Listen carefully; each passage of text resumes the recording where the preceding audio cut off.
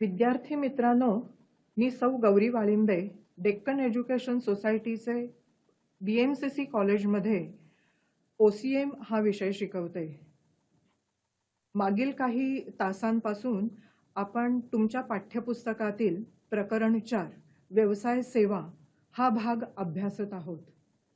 मागील काही तासांमध्ये विविध सेवांचा आपण अभ्यास केला. या पुढील सेवा गोदामे याचा अभ्यास आपण PPTच्या साहाय्याने करूया. विद्यार्थी मित्रांनो, रोजच्या जीवनामध्ये आपल्याला विविध प्रकारच्या वस्तूंची आवश्यकता असते.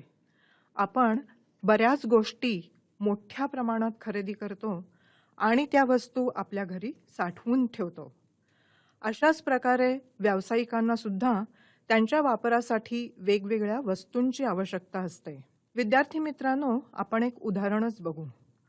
साखर की आपल्याला कायम लागते. साखर बनवण्यासाठी ऊसाची आवश्यकता असते. पण ऊसाचे उत्पादन तुम्हाला माहितीच आहे, हे विशिष्ट काळातच घेतले जाते आणि साखरेचे उत्पादन हे वर्षभर केले जाते. साखर बनवण्यासाठी ऊसाचा सप्लाय मात्र सतत करावा लागतो. यासाठी ऊसाची साठवणूक योग्य प्रकारे करावी लागते. तसेच साखर तयार झाल्यावर वितरण करण्याच्या आधी ती योग्य प्रकारे साठवून ठेवण्याची गरज असते. म्हणजेच वस्तूंचे उत्पादन झाल्यानंतर त्याचा वापर होईपर्यंत वस्तू योग्य प्रकारे साठवाव्या लागतात. म्हणजे जसे की ऊस हा कच्चा माल हा देखील साठवावा लागतो. तसेच ऊसापासून तयार झालेली प्रोडक्ट हे देखील साठवून ठेवावं लागतं. म्हणजेच वस्तूंचे उत्पादन झाल्यानंतर त्याचा वापर होईपर्यंत वस्तू योग्य प्रकारे साठवाव्या लागतात. मोठ्या प्रमाणात विशिष्ट पद्धतीने वस्तू साठवल्या जाणाऱ्या जागेला गोदाम असं म्हणतात. गोदाम म्हणजे वेअरहाऊस. विद्यार्थी मित्रांनो, गोदाम याचा अर्थ की जिथे मोठ्या प्रमाणात वस्तू साठवल्या जातात. गोदाम, वेअरहाऊसिंग याचा अर्थ आपण पाहूयात. गोदाम हे माल साठवण्याचं एक साधन आहे. गोदाम म्हणजे साठवणूक ही मालाच्या अथवा वस्तूंच्या संदर्भात असते.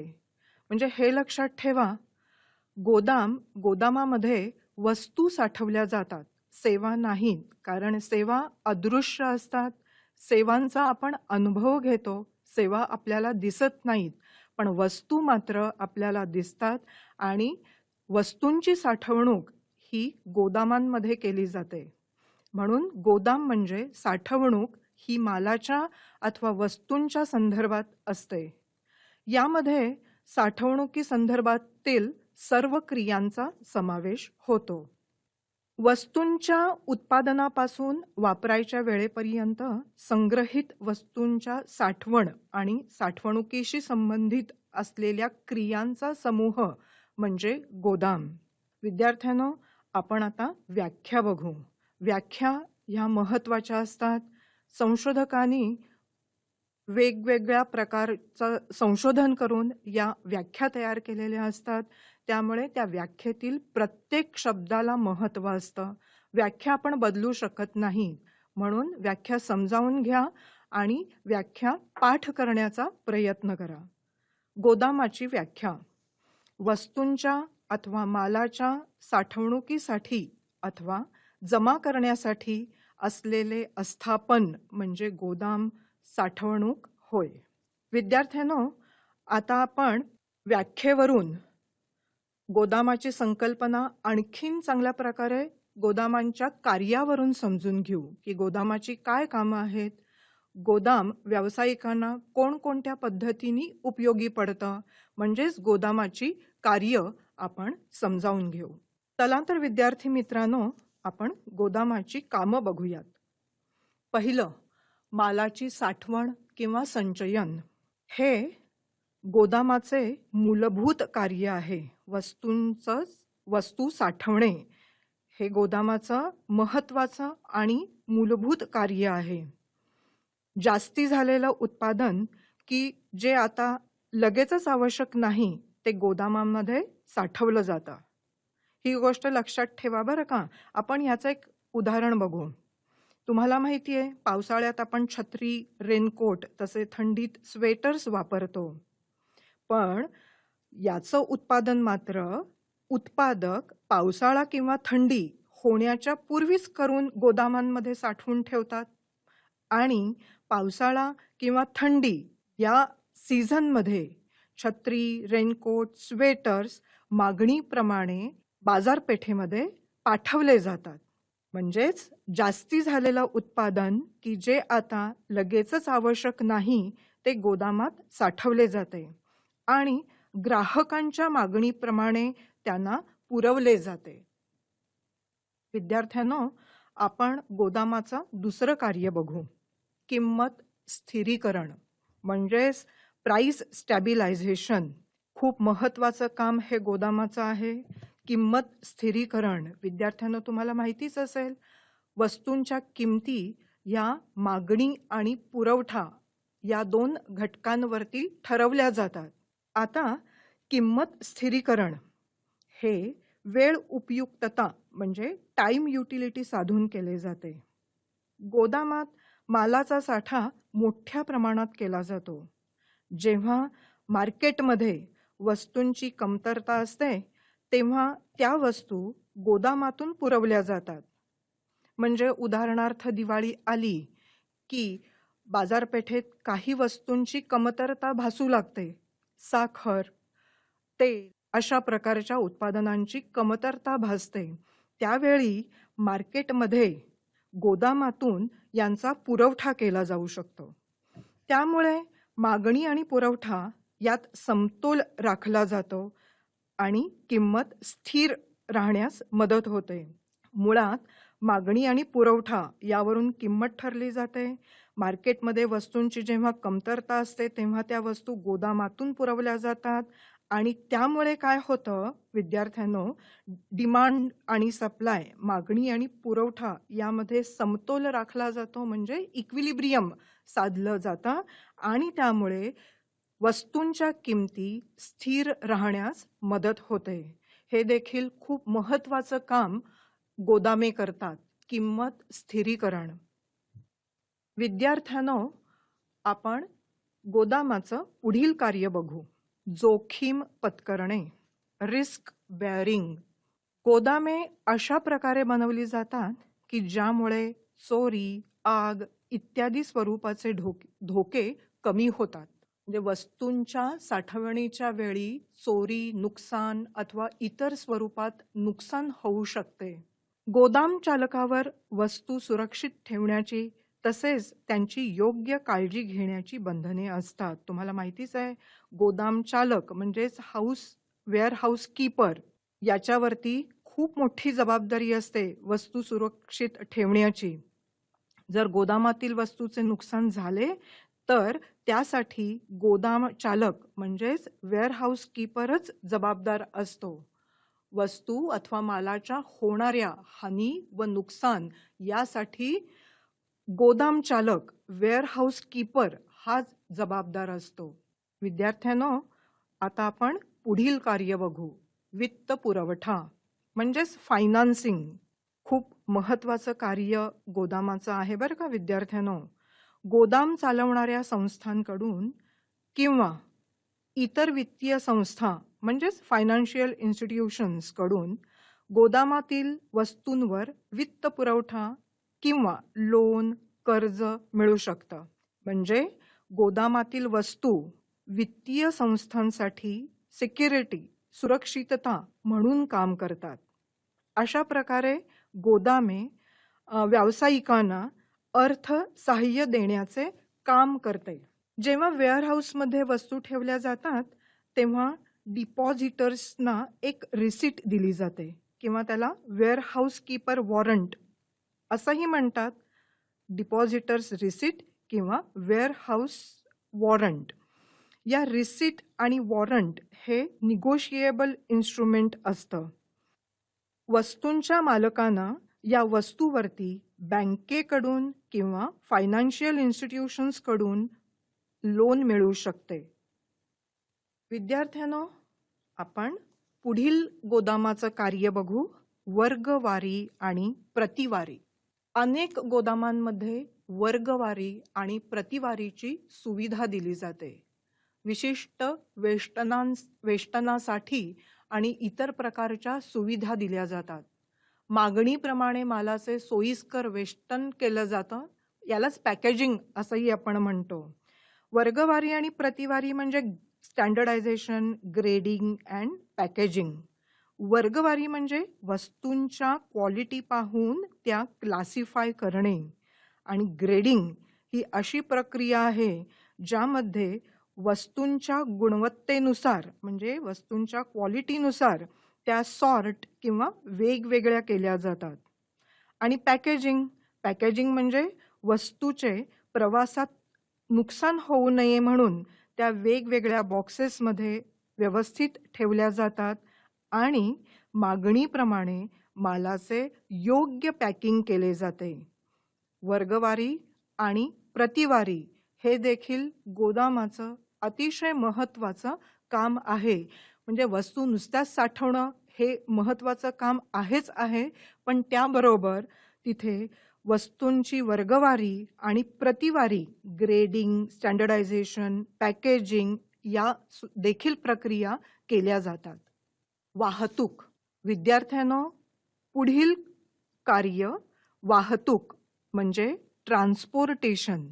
गोदामधारक मोठ्या प्रमाणावर माल गोदामात ठेवणाऱ्यांनाच वाहतूक सुविधा उपलब्ध करून देतात. म्हणजे जे मोठ्या प्रमाणावर माल गोदामात ठेवतात, वेअरहाऊसेसमध्ये ठेवतात, अशा लोकांना वेअरहाऊस कीपर, गोदामधारक ही वाहतुकीची सुविधा उपलब्ध करून देतात. या वाहतुकीत वस्तू म्हणजेच गुड्स एका ठिकाणाहून गोळा करून इच्छित ठिकाणी पोचवल्या जातात. पुढील कार्य वेळ आणि स्थल उपयोगिता, टाइम अँड प्लेस युटिलिटी. महत्त्वाचं कार्य आहे गोदामाचं. मागणी येईपर्यंत गोदामे वस्तू जतन करून वेळ उपयोगिता म्हणजे टाइम युटिलिटी निर्माण करतात.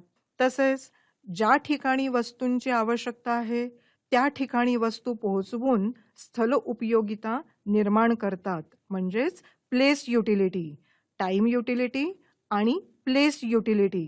जोपर्यंत बाजारपेठेतून मागणी येत नाही तोपर्यंत त्या वस्तू गोदामांमध्ये जतन केल्या जातात. त्यालाच आपण टाइम युटिलिटी असं म्हणतो. आणि ज्या ठिकाणी वस्तूंची आवश्यकता आहे, कमतरता आहे, त्या ठिकाणी वस्तू पोचवणं याला स्थल उपयोगिता असंही म्हणतात. आणि ही महत्त्वाची कामं गोदामे करतात. प्रक्रिया, प्रोसेसिंग. काही वस्तूंवर प्रक्रिया करून वापरण्यायोग्य बनवायला लागतात. या वस्तू जशा बनवल्या जातात तशाच वापरल्या जात नाहीत. उदाहरणार्थ, तांदूळ पॉलिश करूनच वापरले जातात, फळे पिकवली जातात. म्हणजेच काही वस्तूंवर प्रक्रिया करावी लागते आणि गोदामे या देखील सोयी उपलब्ध करून देतात. म्हणजे वस्तूंवर प्रोसेसिंग करण्याची सेवा, प्रक्रिया करण्याची सेवा देखील गोदाम चालक पुरवतो. विद्यार्थ्यांनो, आपण आता गोदामांचे प्रकार बघू. साठवलेल्या वस्तूंच्या सुरक्षिततेसाठी विशिष्ट प्रकारे बांधलेली जागा म्हणजे गोदामे. हे आता तुम्हाला समजले असेल. व्यावसायिकांना त्यांच्या गरजेप्रमाणे विविध वस्तू ठेवण्यासाठी विशिष्ट प्रकारच्या गोदामांची आवश्यकता असते. चला तर आपण गोदामांचे प्रकार, वेअरहाऊसेसचे प्रकार बघूयात. खाजगी गोदामे, प्रायव्हेट वेअरहाऊस. उत्पादक किंवा मोठे व्यापारी त्यांच्या साठवणुकीच्या गरजा पूर्ण करण्यासाठी स्वतःचीच गोदामे बांधतात. मोठ्या व्यावसायिकांना वस्तू मोठ्या प्रमाणात साठवण्याची आवश्यकता असते. तसेच अशी गोदामे ज्यांना बांधणे परवडते असे व्यावसायिक खाजगी गोदामे बांधतात. म्हणजे मोठे मॅन्युफॅक्चरर किंवा होलसेलर यांच्याकडे देशाच्या विविध भागात अशी गोदामे असू शकतात. खाजगी गोदामे ज्यांना साठवणुकीच्या गरजा किंवा ज्यांच्या साठवणुकीच्या गरजा ह्या मोठ्या असतात अशी उत्पादक किंवा मोठे व्यापारी स्वतःची खाजगी गोदामे बांधतात, कारण त्यांना मोठ्या प्रमाणात वस्तू साठवण्याची आवश्यकता असते. विद्यार्थी मित्रांनो, आपण गोदामाचा दुसरा प्रकार बघू. सार्वजनिक गोदामे, पब्लिक वेअरहाऊसेस. ही गोदामे ठराविक रक्कम आकारून सर्वसामान्यांना वस्तू साठवण्याची सुविधा उपलब्ध करून देतात. लक्षात घ्या हां, सार्वजनिक गोदामे ही ठराविक रक्कम आकारून सर्वसामान्यांना वस्तू साठवण्याची सुविधा उपलब्ध करून देतात. ही गोदामे एखादी व्यक्ती किंवा सहकारी संस्थेमार्फत चालवली जातात. सार्वजनिक गोदामांना शासनाचा परवाना घेऊन त्यांच्या नियम आणि कायद्यांचे पालन करून काम करावे लागते. सार्वजनिक गोदामांना गव्हर्नमेंटचं लायसन्स लागतं आणि त्यांचे जे नियम, त्यांचे कायदे असतात, त्यांचं पालन करूनच काम करावं लागतं. सार्वजनिक गोदामाचं महत्त्वाचं कार्य म्हणजे लहान उत्पादक व व्यापारी यांना कमी किमतीत साठवणुकीची सुविधा निर्माण करून देणं, की ज्यांना स्वतःची गोदामे बांधता येत नाहीत, अशा लोकांसाठी ही सार्वजनिक गोदामे काम करतात. म्हणजेच लहान उत्पादक, व्यापारी यांना कमी किमतीत साठवणुकीची सुविधा उपलब्ध करून देतात. ही गोदामे योग्य प्रकारे बांधली जातात बरं का विद्यार्थ्यांनो. तसेच या गोदामात असणाऱ्या वस्तूंचे 24 तास संरक्षण केले जाते. म्हणजे त्या गोदामात असणाऱ्या वस्तूंचं संरक्षण हे 24 तास केलं जातं. ही गोदामे साधारण रेल्वे जंक्शन, महामार्ग, हायवेज आणि जलमार्गांजवळ बांधलेली असतात, की जिथे लोडिंग अनलोडिंग करणं, वस्तूंची चढ उतार करणं, वस्तूंची चढ उतार करणं, ह्या गोष्टी सहज होऊ शकतात. करदेय गोदामे, बंधपत्र गोदामे हा गोदामांचा तिसरा प्रकार आहे. यालाच बॉन्डेड वेअरहाऊस. हा गोदामाचा प्रकार व्यवस्थित समजावून घ्या बरं का मुलांनो.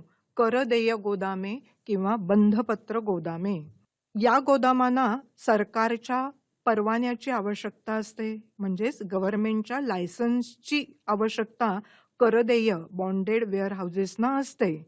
आयात माल, एक्सपोर्टेड गुड्स, सीमा शुल्क, इम्पोर्ट ड्युटी भरेपर्यंत आयातदाराकडून म्हणजेच इम्पोर्टरकडून ही गोदामे उपयोगात आणली जातात. ही गोदामे म्हणजेच बॉन्डेड वेअरहाऊसेस किंवा करदेय गोदामे सीमा शुल्क अधिकारी म्हणजे कस्टम अथॉरिटीज यांच्या अधिपत्याखाली काम करतात. या गोदामांमध्ये गोदाम चालकाला एक करार म्हणजेच आपण त्याला बॉन्ड म्हणतो, करून द्यावा लागतो. या बॉन्डमध्ये गोदाम चालक आयातदार सीमा शुल्क इम्पोर्ट ड्युटी भरल्याशिवाय, सीमा शुल्क अधिकाऱ्याच्या परवानगीशिवाय वस्तूचा ताबा घेऊ शकत नाही असे नमूद केलेले असते. आयात माल इम्पोर्टेड गुड्स करारांतर्गत ठेवला जातो आणि परवानगीशिवाय त्या वस्तू तेथून म्हणजे बॉन्डेड वेअरहाऊसमधून काढता येत नाहीत. जर विद्यार्थ्यांनो ही गोष्ट लक्षात ठेवा, जर आयातदार आयात झालेल्या मालावर सीमा शुल्क भरण्यास असमर्थ असेल, तो इम्पोर्ट ड्युटी भरू शकत नसेल किंवा इम्पोर्ट ड्युटी सीमा शुल्क भरण्यास तयार नसेल, तर तो वस्तू बॉन्डेड वेअरहाऊसमध्ये ठेवू शकतो. म्हणजे ज्याला इम्पोर्ट ड्युटी भरता येत नाही आहे किंवा इम्पोर्ट ड्युटी तो भरायलाच तयार नाही आहे, तोपर्यंत त्याच्या वस्तू तो बॉन्डेड वेअरहाऊसमध्ये ठेवू शकतो. तसेच आयातदार ज्याप्रमाणे सीमा शुल्क भरतो त्या प्रमाणात गोदामातून माल बाहेर काढू शकतो. म्हणजे संपूर्ण इम्पोर्ट ड्युटी जेव्हा तो भरतो तेव्हा सगळ्या वस्तू, त्यांनी जेवढ्या वस्तू ठेवलेल्या असतात तेवढ्या सगळ्या वस्तू तो बाहेर काढू शकतो. पण त्यांनी निम्मीच इम्पोर्ट ड्युटी भरली तर त्याला त्या प्रमाणातच त्याच्या वस्तू करदेय गोदामातून बाहेर काढाव्या लागतात. करदेय गोदामे. विद्यार्थ्यांनो, आपण आता पुढील प्रकार बघू. ड्युटी पेड वेअरहाऊस, करदत्त गोदामे. हा गोदामाचा चौथा प्रकार आहे. कस्टम ड्युटी भरल्यानंतर वस्तूंच्या वाहतुकीत अडचणी येत असतील तर आयातदार ड्युटी पेड वेअरहाऊसमध्ये वस्तू ठेवू शकतो. म्हणजे इथे लक्षात ठेवा विद्यार्थ्यांनो, इथे वस्तूंवरती कस्टम ड्युटी भरलेली असते, पण कस्टम ड्युटी भरल्यानंतर त्याला वाहतुकीत काही अडचणी येत असतील तर ड्युटी पेड वेअरहाऊस मध्ये तो त्यांच्या वस्तू ठेवू शकतो. ही पब्लिक गोदामे आहेत, सार्वजनिक गोदामे आहेत. ही गोदामे आयातदारांना उपयोगी आहेत, इम्पोर्टर्सना, कारण तेथे वस्तूंची योग्य काळजी घेतली जाते. तसेच तेथे वस्तूवर सॉर्टिंग, रिपॅकिंग अशा प्रक्रिया केल्या जातात. कारण हे लक्षात ठेवा, या करदत्त गोदामांमध्ये ठेवलेल्या वस्तूंवर वस्तू पुन्हा रिएक्सपोर्ट करायच्या असतात. रिएक्सपोर्ट म्हणजे पुनर्निर्यातीसाठी शक्यतो ही गोदामे उपयोगी पडतात. म्हणजेच काय की अमेरिकेहून वस्तू भारतात आल्या, भारतामध्ये त्या वस्तूंवर काही प्रक्रिया केली आणि पुन्हा रिएक्सपोर्ट ह्या चायनाला केल्या. त्याला रिएक्सपोर्ट, पुनर्निर्यात असं म्हणतात. आणि यासाठी ही करदत्त गोदामे, ड्युटी पेड वेअरहाऊसेस उपयोगी पडतात. साधारणतः ही करदत्त गोदामे बंदर म्हणजे पोर्ट किंवा डॉक एरिया, गोदी क्षेत्र येथे आढळतात, इथे आपल्याला बघायला मिळतात. विद्यार्थ्यांनो, ड्युटी पेड वेअरहाऊस आणि बॉन्डेड वेअरहाऊस यामधला फरक तुम्ही निश्चित करून ठेवा. हा परीक्षेसाठी विचारला जातो. आता आपण पुढील प्रकार बघू, शासकीय गोदामे, गव्हर्नमेंट वेअरहाऊस किंवा वेअरहाऊसेस. ही गोदामे केंद्र व राज्य सरकार किंवा सार्वजनिक सहकारी संस्था यांच्या मालकीची असतात. शासकीय गोदामं केंद्र, राज्य सरकार किंवा सार्वजनिक सहकारी संस्था यांच्याच मालकीची असतात. These warehouses are owned, controlled and managed by state and central government. छोटे शेतकरी, व्यापारी आणि विक्रेते यांना स्वतःची गोदामे बांधणं शक्य नसतं. अशा वेळी ही गोदामे कमी किमतीत वस्तू ठेवण्याची परवानगी देतात. शासकीय गोदामे या लोकांना, छोट्या शेतकऱ्यांना, व्यापाऱ्यांना किंवा विक्रेत्यांना की ज्यांना स्वतःची गोदामं बांधणं शक्य नसतं, अशांना त्यांच्या वस्तू शासकीय गोदामांमध्ये ठेवण्याची परवानगी देतात. याची आपण उदाहरणं बघू. CWC, central वेअरहाऊसिंग corporation of India, central वेअरहाऊसिंग corporation, केंद्रीय भंडारण नियम. SWC, state वेअरहाऊसिंग corporation. FCI, food corporation of India, म्हणजेच भारतीय खाद्य निगम. वेगवेगळ्या राज्यात आणि देशभरात यांची गोदामे आहेत. सहकारी गोदामे हा गोदामांचा पुढील प्रकार. Cooperative warehouses. These warehouses are owned, managed and controlled by cooperative societies. ही गोदामे सहकारी संस्थांच्या मालकीची असतात. कोऑपरेटिव्ह सोसायटीज ही गोदामे कंट्रोल आणि मॅनेज करतात. म्हणजेच अतिशय कमी दराने, इकॉनॉमिक रेटने सुविधा उपलब्ध करून देतात. ही गोदामे शेतकरी, व्यापारी, सामान्य लोकांना सोयीची असतात.